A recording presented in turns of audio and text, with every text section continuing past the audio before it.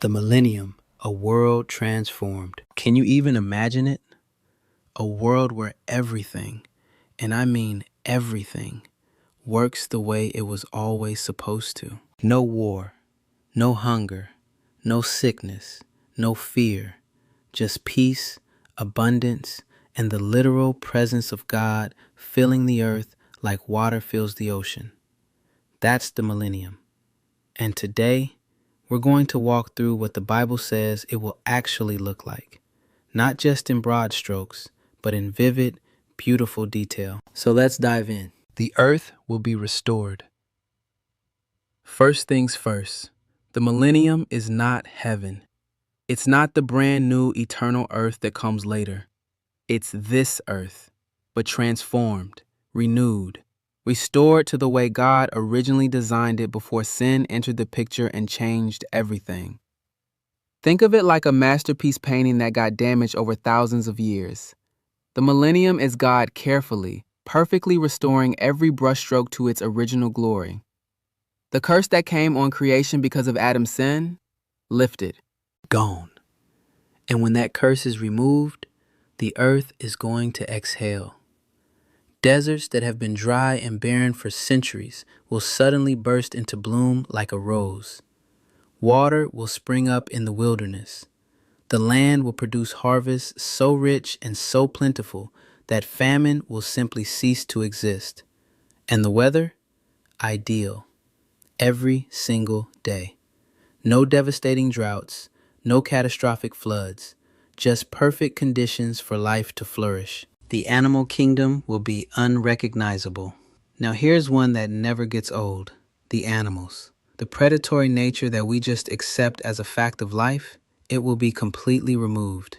The wolf will lie down with the lamb. The leopard will curl up beside a young goat.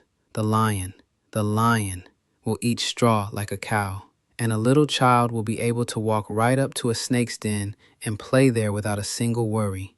Let that sink in for a moment. The most dangerous creatures on earth today will be gentle, tame, at peace. Because the whole creation will finally be what God intended it to be. Harmonious, beautiful, and free. A government like no other. At the center of all of this will be the most remarkable government the world has ever seen. The personal, physical reign of Jesus Christ from Jerusalem. He won't be ruling remotely or invisibly. He will be there, King of kings and Lord of lords, seated on his throne, governing the entire earth with perfect wisdom and perfect justice. The Bible describes his rule as a rod of iron, not harsh or cruel, but firm, righteous, and absolutely fair. Every wrong will be addressed. Every injustice will be corrected, immediately, perfectly. And here's something that changes everything. Satan will be completely bound, locked away in the bottomless pit for the entire 1,000 years. The enemy, who has spent all of human history stirring up deception, conflict, and chaos, will be silenced.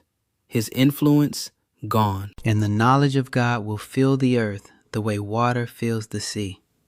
War will be abolished. Nations will literally take their weapons and hammer them into farming tools. Military training will stop. People will live without locking their doors, without watching the news in dread, without the anxiety of what's coming next. Just peace. Real, lasting, unshakable peace. The capital of the world. And where will all of this be centered? Jerusalem. Not symbolically, literally. Jerusalem will become the capital city of the entire world. Every nation will send representatives there. People from every corner of the earth will make pilgrimages to Jerusalem to worship God and learn his ways. Christ will govern from there, mediate disputes from there, and let his word go forth to all the earth from there. The city itself will even be physically transformed. The geography around Jerusalem will be dramatically reshaped. Prophecies describe the Mount of Olives splitting apart to form a great valley, and a magnificent new temple will be built, grander than anything that has ever existed before. It's described in extraordinary detail in Ezekiel chapters 40 through 48. Living waters will flow out from beneath it, bringing life and sustenance to the surrounding land. Israel restored and elevated. And what about Israel? The nation that has faced centuries of persecution, displacement, and conflict. Everything changes. The Jewish people will be regathered from all over the world to their ancient, now expanded homeland, fulfilling God's covenant promises to Abraham and David in their entirety. Israel will no longer be a persecuted nation. They will be elevated, the chief of nations, a people of prominence and blessing. The nations of the world will honor Israel. They will seek them out, recognizing that God is unmistakably with them. Israel will serve as priests and teachers to the whole world, helping to administer God's kingdom and lead the nations in worship and righteousness.